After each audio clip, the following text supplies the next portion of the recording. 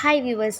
உங்கள் வீட்டில் படுக்கை அறையிலையோ படுக்கையிலையோ மேஜையிலையோ பாயிலையோ உட்காந்து சாப்பிட்ற பழக்கம் யாருக்காவது இருக்கா? அப்போது உங்களுக்கான பதிவு தாங்க இது. படுக்கை அறையில் உட்காந்து சாப்பிட்றதுனால பல வகையான ஆன்மீக ரீதியான தீமைகளும் ஆரோக்கிய ரீதியான தீமைகளும் நிறையவே ஏற்படுதுன்னு நம்ம பெரியவங்க சொல்கிறாங்க. ஃபஸ்ட்டு நான் ஆன்மீக ரீதியான தீமைகள் என்னென்னு சொல்லிடுறேன். படுக்கை அறையில் உட்காந்து சாப்பிட்றதுனால அந்த வீட்டில் வறுமை ஏற்படுமாங்க, தரித்திரியம் ஏற்படுமா, வீட்டில் ஒரு எதிர்மறை ஆற்றல் இருந்துக்கிட்டே இருக்குமாங்க. என்ன காரணம்னே தெரியாதான், பிரச்சனைனே தெரியாதான், அந்த வீட்டில் சண்டை சச்சரவுகள் வந்துட்டே இருக்கும்னு சொல்கிறாங்க. வாஸ்து தோஷம் ஏற்படுமாங்க அந்த வீட்டில். ராகு கிரகம் தீய பலன்களை கொடுப்பாரு அப்படின்னு சொல்கிறாங்க. அன்னபூரணி தாயார் ரொம்பவே கோவப்படுவா அப்படின்னு இந்த வகையான ஆன்மீக ரீதியான தீமைகள் ஏற்படும்னு நம்ம பெரியவங்க சொல்கிறாங்க.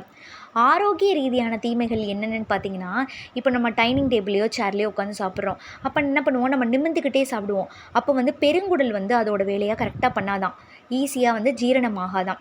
ஜீரணமாகாததுனால என்ன ஆகுதா, மலச்சிக்கல் ஏற்படும் அப்படின்னு டாக்டர் சொல்கிறாங்க. இப்போ நம்ம கீழே உட்காந்து சாப்பிட்டோம்னா குனிஞ்சு நிமிர்ந்து சாப்பிடுவோம். அப்போ பெருங்குடல் அதோட வேலையை கரெக்டாக செஞ்சுருமாங்க. ஜீரணமும் எளிதாகவே ஆயிரும் அப்படின்னு சொல்கிறாங்க. மலச்சிக்கல் போன்ற பல பிரச்சனைகள்லேருந்து நம்ம தப்பிச்சுக்கலாம் அப்படின்னு டாக்டர் சொல்கிறாங்க. ஸோ முடிஞ்ச அளவுக்கு நீங்கள் மேஜை, நாற்காலி இந்த மாதிரிலாம் யூஸ் பண்ணாமல் கீழே தரையில் உட்காந்து சாப்பிட்றது தான் ரொம்பவே நல்லது, உடம்புக்கும் ஆரோக்கியத்துக்கும் ஆன்மீகத்துக்கும் நல்லது அப்படின்னு சொல்கிறாங்கங்க. முடியாத பட்சத்தில் வயசானவங்களாம் இருப்பாங்க, என்னால் கீழே உட்காந்து எந்திரிக்க முடியாது, உட்கார முடியாது அப்படின்னு சொல்கிற வயதானவங்க மட்டும் மேஜையை பயன்படுத்திக்கோங்க, டைனிங் டேபிளை பயன்படுத்திக்கோங்க. படுக்கை அறையில் மட்டும் உட்காந்து சாப்பிடாதீங்க. இந்த மாதிரி பழக்கம் உங்கள் வீட்டில் இருந்தாலோ இல்லை உங்கள் ஃப்ரெண்ட்ஸ் சர்க்கிளில் இருந்தாலோ உங்கள் ரிலேட்டிவ் சர்க்கிளில் யாருக்காவது இந்த பழக்கம் இருந்துச்சு, இந்த பதிவை அவங்களுக்கு ஷேர் பண்ணுங்கள்.